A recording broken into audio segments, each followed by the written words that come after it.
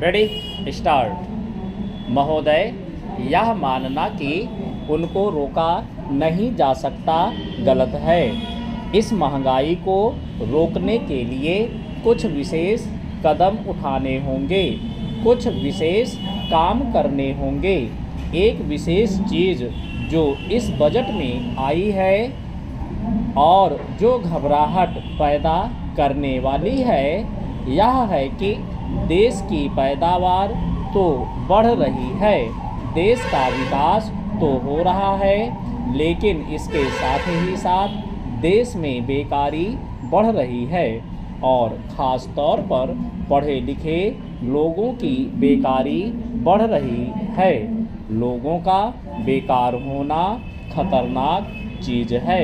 हमारी स्वतंत्रता के बाद शायद यह पहला अवसर है जब हमारी स्वतंत्रता के ऊपर एक आघात हुआ है और हम जिस प्रकार अपनी स्वतंत्रता की प्राप्ति के समय अपना सर्वस्व बलिदान करने के लिए तैयार थे, उसी प्रकार इस समय भी हमें तैयार होना होगा। माननीय मंत्री जी के मत से मैं सर्वथा सहमत हूँ कि यह एक ऐसा अवसर है जिस अवसर पर कि इस देश की प्रतिनिधि संस्था जो यह लोकसभा है, उसे इस संबंध में अपनी स्पष्ट राय देनी है और उस राय को देने के बाद हमें उस राय के अनुसार सरकार जो भी कार्रवाई करे उसमें सरकार को पूरा सहयोग भी देना है। प्रजातंत्र में प्रजा के पूर्ण सहयोग के बिना काम नहीं चल सकता, चाहे वह कोई काम हो, छोटा काम हो या बड़ा काम हो।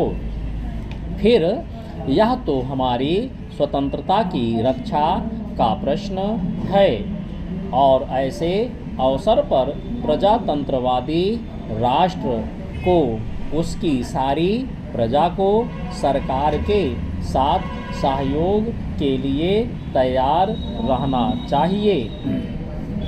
चंद, मैंने यह बात कई बार कही है और मैं फिर इसे दोहराना चाहता हूँ कि अनेक ऐसी बातें हैं जिनमें कि भिन्न भिन्न राजनीतिक दलों के होते हुए भी सब राजनीतिक दल मिलजुल कर काम कर सकते हैं। यह एक ठीक इसी प्रकार का अवसर है।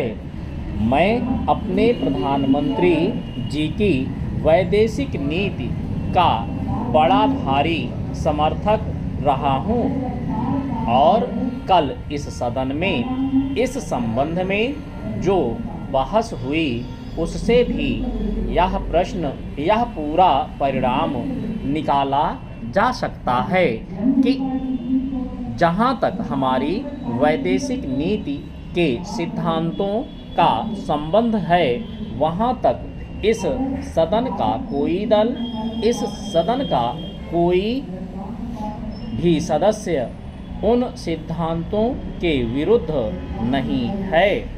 कल मैंने बड़े ध्यान से अपने साम्यवादी दल के नेता का भाषण सुना।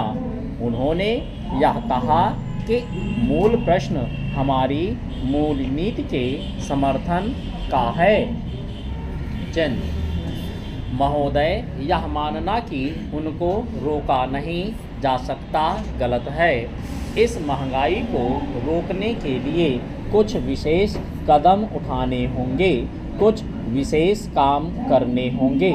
एक विशेष चीज़ जो इस बजट में आई है और जो घबराहट पैदा करने वाली है, यह है कि देश की पैदावार तो बढ़ रही है, देश का विकास तो हो रहा है, लेकिन इसके साथ ही साथ देश में बेकारी बढ़ रही है और ख़ास तौर पर पढ़े लिखे लोगों की बेकारी बढ़ रही है।